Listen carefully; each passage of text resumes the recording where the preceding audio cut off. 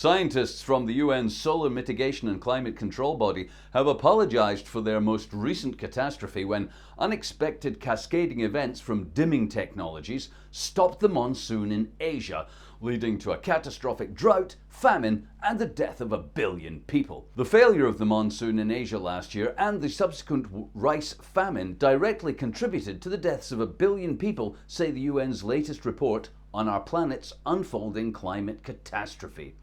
Chelsea Clinton, head of the UN's Climate Mitigation Panel, admitted today the monsoon's failure was probably a direct result of atmospheric dimming program run by the Solar Radiation Mitigation Organization since 2020, when the world agreed to geoengineer our own planet in the hope of stopping runaway climate change. Scientists at the UN's Solar Mitigation and Climate Body embarked upon a series of ineffective and disastrous attempts to cool the Earth and replace the soot in our atmosphere from coal burning. As viewers will remember, coal burning from pre-emergency days produced soot that was cooling the Earth by blocking out or absorbing large amounts of solar radiation.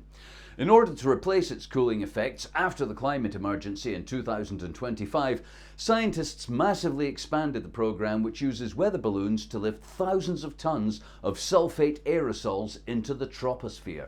Once there, chemical reactions from the aerosol precursor chemicals turn them into sulfuric acid, which disperses and has a cooling effect. The main sulfuric acid precursors used are sulfur dioxide and dimethyl sulfide.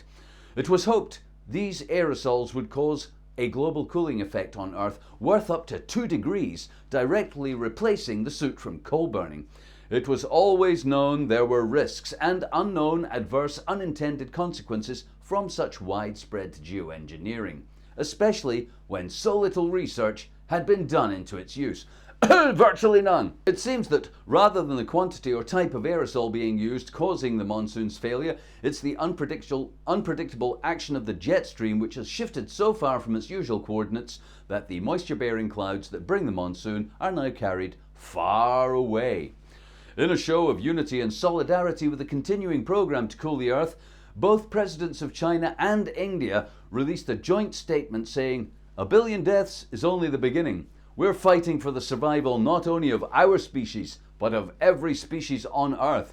Before this battle is over, many more people and other life forms on Earth will perish, some never to return.